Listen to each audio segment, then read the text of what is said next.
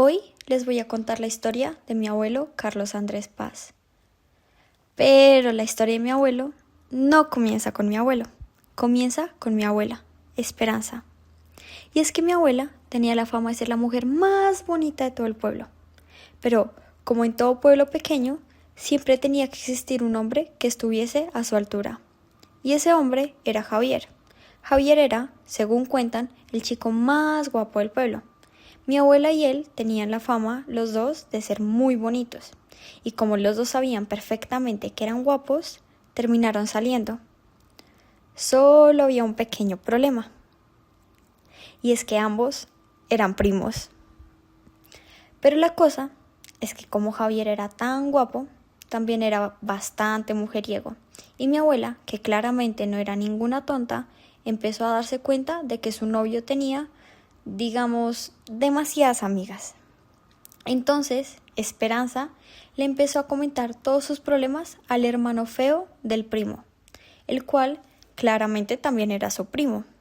Y de tanto interactuar, se fueron enamorando, hasta que el hermano de su novio le confesó que la amaba.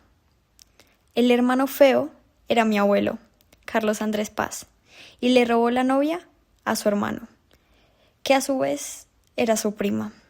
Entonces, sí, mis abuelos son primos. Pero antes de contarles cómo terminó esa historia, tenemos que regresar un poquito al inicio. Porque incluso la historia de por qué mi abuelo nació donde nació es bastante particular. Pero esa historia prefiero que se las cuente mi papá. Mi papá es de Ortega, Cundinamarca. Mi papá realmente es más del Tolima que de Cundinamarca, pero mi papá nace en Ortega, Tolima, en Ortega, Cundinamarca, por una casualidad. Y es que tu bisabuelo, o sea, mi abuelo, era político. Y entonces a él le sale un cargo como inspector de policía en Ortega, Tolima, en Ortega, Cundinamarca, perdón. Y en ese momento mi abuela estaba embarazada y por eso mi papá termina naciendo en Cundinamarca. Pero realmente la familia, casi todos son del Tolima.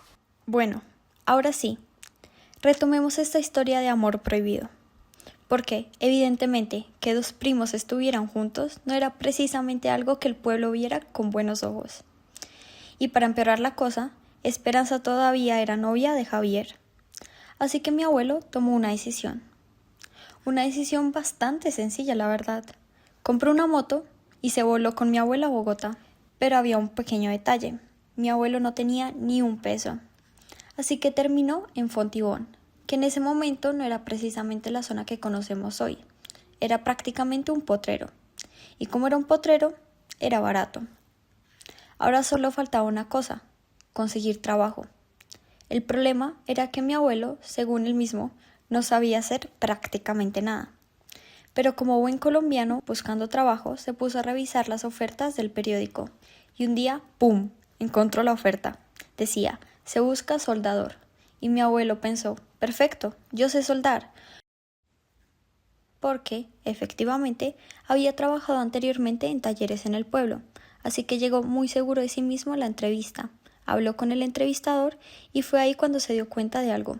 Había leído mal el anuncio. No decía se busca soldador, decía se busca solador, o sea, zapatero. Y de la decepción, él casi se pone a llorar, al punto que al entrevistador le dio pesar. Así que decidió contratarlo. Y resulta que Carlos era buenísimo. Tan bueno haciendo zapatos y trabajando con cuero que, con el tiempo, terminó convirtiéndose en socio de Cediel, el dueño de la empresa La Flecha Roja. Y unos años después, cuando mi papá ya había nacido, Seidel se cansó del negocio y decidió vendérselo a mi abuelo. Esto es solamente una pequeña parte de la vida de mi abuelo Carlos. Una historia llena de coincidencias, decisiones impulsivas, negocios, migraciones y amores prohibidos. Y una cantidad preocupante de primos enamorados.